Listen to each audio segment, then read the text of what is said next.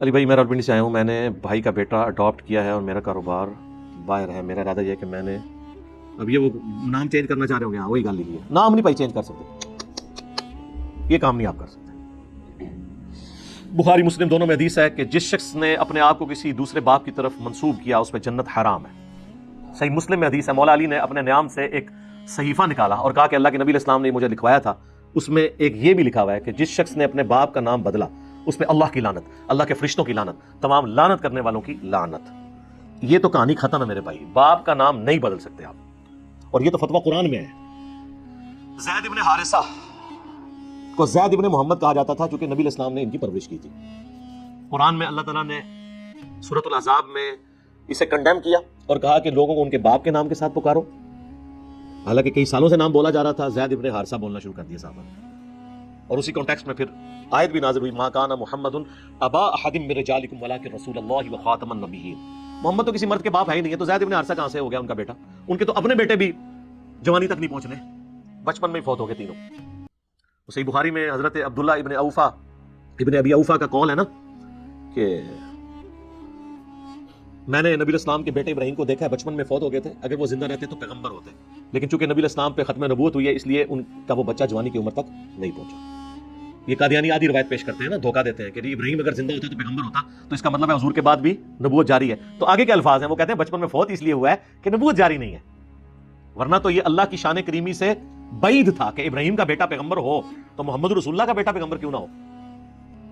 رسول اللہ کا ایک لاڈلا بیٹا ہے جس کو حضور نے اپنی بیٹی بھی دی ہے, علی ابن ابی طالب, جن سے آل محمد چلی ہے. ان کے بارے میں بخاری مسلم دونوں میں حدیث ہے. غزوہ تبوک پہلا اور آخری موقع تھا کہ اس جنگ میں رسول اللہ کے ساتھ حضرت علی نہیں گئے تو وہ رو پڑے. بخاری مسلم کے الفاظ ہیں, نبی علیہ السلام نے انہیں بلا کر تسلی دی, اے علی کیا تم اس بات پہ راضی نہیں ہو کہ تمہاری میرے ساتھ وہی نسبت ہے جو ہارون کی موسیٰ کے ساتھ؟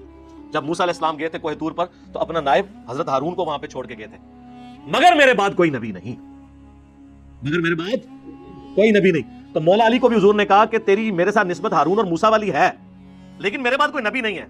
تو اگر مولا علی نبی نہیں تو قادیانی دجال تے شے ہی کوئی نہیں. سب سے بڑا سٹیٹس تو انہی کو ملنے والا تھا نا, حضرت ابوبکر, عمر, عثمان و علی. اگر انہیں امتی نبی نہیں بنایا گیا نا تو بعد میں آنے والے تو شے ہی کوئی نہیں. ٹھیک ہو گیا؟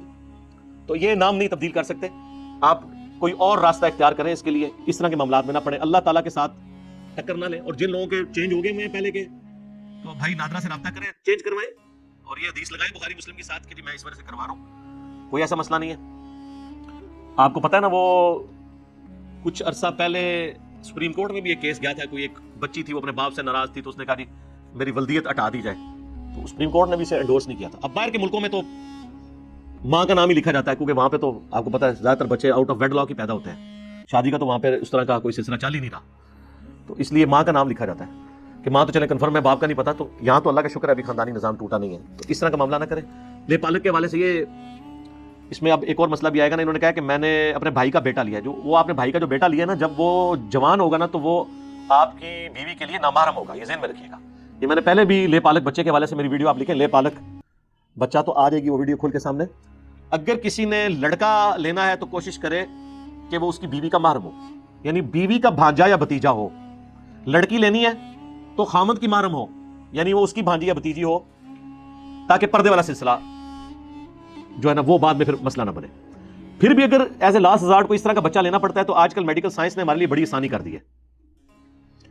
آج کل ایسے انجیکشنز اور ادویات مل جاتی ہیں جو آپ اگر عورت کو وہ انجیکشن لگائیں تو اس کا دودھ اتر آتا ہے. اس طریقے سے دودھ اتر آئے اور 5 دفعہ وہ دودھ پلا دے لے پالک بچے کو, اور اس میں شرط ہے کہ اس کی عمر 2 سال سے کم ہو, کیونکہ بخاری مسلم میں حدیث ہے کہ رضاعت جو ہے یہ بھوک کی عمر تک ہے, اور وہ ہے 2 سال, جو قرآن میں بھی آئی. 2 سال کے بعد اگر بچے کو پلائیں گے تو پھر بھی رضاعت ثابت, دودھ کا رشتہ ثابت نہیں ہوگا. صحیح مسلم میں ہے کہ کم از کم 5 دفعہ دودھ پلانے سے, 5 گھونٹ نہیں, 5 مختلف اوقات میں دودھ پلانے سے رضاعت ثابت ہوگی. 1-2 دفعہ اگر کسی عورت نے پلایا تو فقہ حنفی تو کہتے ہیں فارغ ہو گیا, وہ رضاعت میں وہ بھائی بہن بن گیا. نہیں, صحیح مسلم میں 5 دفعہ. اہل تشیع کے ہاں بھی 5 دفعہ ہے مختلف اوقات میں. 1-2 دفعہ تو حسادی طور پہ بھی ہو سکتے ہیں, پھر لوگ یہاں مسئلے پوچھ رہے ہوتے ہیں جناب وہ. اور یہ یاد رکھیے گا, جس بچے نے دودھ پیا ہے نا, صرف وہ بچہ اس عورت کی باقی اولاد کا بہن بھائی بنے گا. وہ جو بچہ ہے اس کے اپنے بہن بھائی جو ہے نا وہ اس کے بہن بھائی نہیں بن جائیں گے دوسرے والی کے. لوگ یہ بھی پوچھ رہے ہوتے ہیں, صرف وہ بچہ. بخاری مسلم دونوں میں حدیث ہے کہ جو رشتے نسب سے حرمت والے ہوتے ہیں نا, دودھ سے بھی حرمت والے بن جاتے ہیں. اور قرآن میں سورہ لقمان کے اندر دودھ چھڑانے کی عمر جو ہے وہ 2 سال آئی ہے. اور سورۃ البقرہ کے اندر بھی سورہ لقمان کے حاشیے میں تو وہ محمود الحسن دیوبندی صاحب نے ترجمہ کیا ہے نا, شبیر احمد عثمانی صاحب نے حاشیہ لکھا ہے, انہوں نے سورہ لقمان میں حاشیے میں لکھا ہے کہ قرآن تو یہی بتا رہا ہے کہ دودھ چھڑانے کی عمر 2 سال ہے, لیکن امام حنیفہ کے نزدیک 2.5 سال ہے. ہو سکتا ہے ان کے پاس بھی کوئی دلیل ہو. حدیثوں کے لیے تو کہتے تھے کہ ہماری حدیثیں جو ہیں وہ گم گئی ہیں یا دوسری کتابوں میں ہیں.